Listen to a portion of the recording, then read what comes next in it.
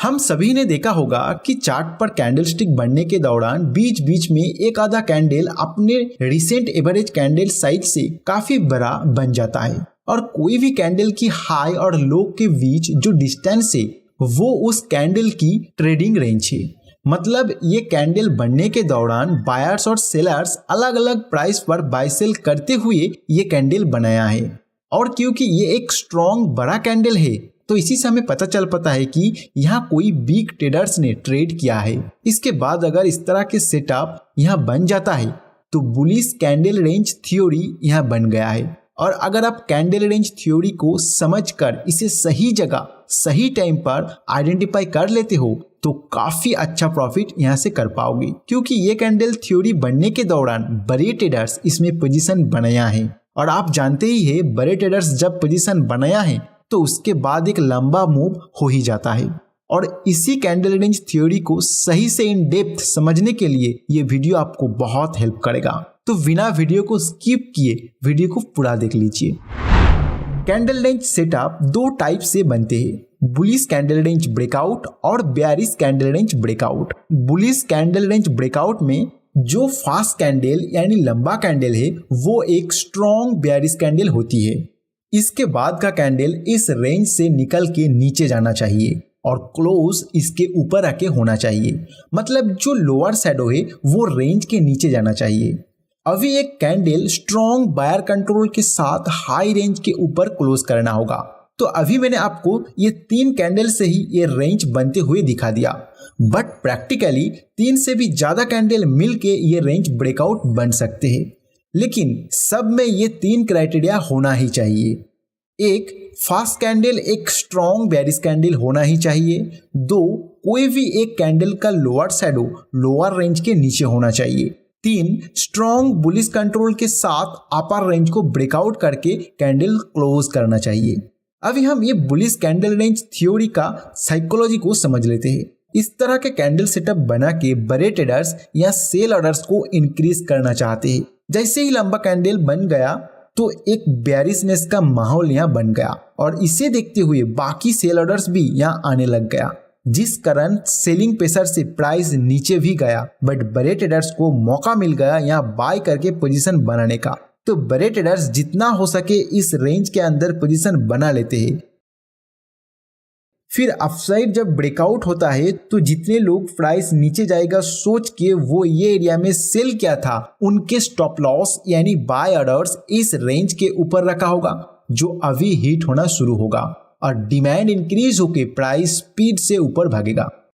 But एक बात याद रखना, कभी भी ये सेटअप कहीं पे बन रहा है तो आपको बाय नहीं करना है। हमेशा प्राइस एक्शन के साथ इसे कंबाइन करना है या फिर स्मार्ट मनी कंसेप्ट के साथ इसे कंबाइन करके ट्रेड करना है। और क्योंकि अभी हम स्मार्ट मनी कंसेप्ट सीरीज को कंप्लीट कर रहे हैं और ये वीडियो उसी का ही एक पार्ट है, तो आप स्मार्ट मनी के अंदर अप ट्रेंड में जब ये सेटअप बन रहा है तो हमेशा ट्राई करना कि ये एक बोस यानी ब्रेकअप स्ट्रक्चर एरिया में बन रहा है और डाउन ट्रेंड में चोंच यानी चेंज ऑफ कैरेक्टर एरिया में बन रहा है।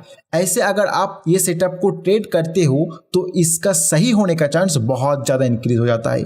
ब्रेकअप स्ट्रक्चर और चेंज ऑफ कैरेक्टर को इन डेप्थ जानने के लिए आप हमारे ये 2 वीडियोस को देख सकते हो। दोनों ही वीडियो आपको स्मार्ट मनी कंसेप्ट सीरीज के प्लेलिस्ट में मिल जाएगा। अभी हम देख लेते हैं बेयरिश कैंडल रेंज थ्योरी को। इसमें फास्ट कैंडल यानी जो लंबा कैंडल है वो एक स्ट्रॉन्ग बुलिश कैंडल होता है। इसके बाद का कैंडल इस रेंज से निकल के ऊपर जाना चाहिए और क्लोज इसके नीचे आके होना चाहिए। मतलब जो अपर शैडो है वो रेंज के ऊपर होना चाहिए।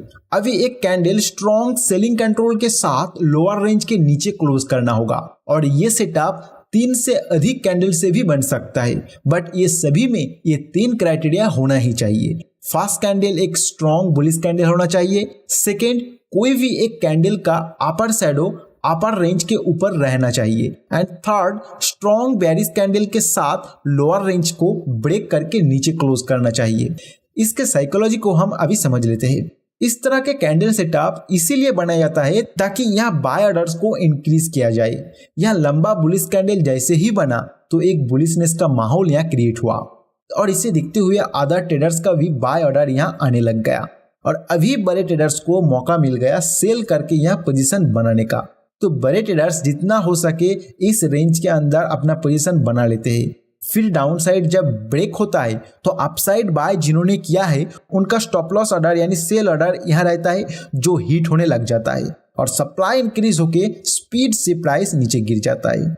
इस सेटअप को भी आप हमेशा प्राइस एक्शन और स्मार्ट मनी कंसेप्ट ट्रेडिंग के साथ ही ट्रेड करना। कहीं भी ये सेटअप बन रहा है और ब्रेकआउट हो रहा है तो आप वहां सेल मत करना।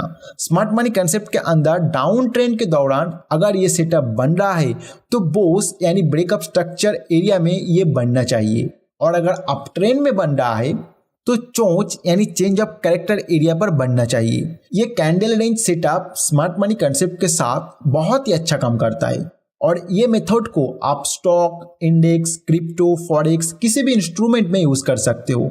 सभी में ये इफेक्टिवली काम करता है। तो आशा करता हूँ वीडियो के अंत तक आपको कुछ नया सीखने को मिला है और स्मार्ट मनी कंसेप्ट ट्रेडिंग बिल्कुल जीरो से सीखने के लिए आप हमारे smart money concept series playlist को जरूर चेक कीजिएगा। इस वीडियो में फिलहाल इतना ही। मिलते हैं नेक्स्ट वीडियो में नए कोई कंसेप्ट के साथ।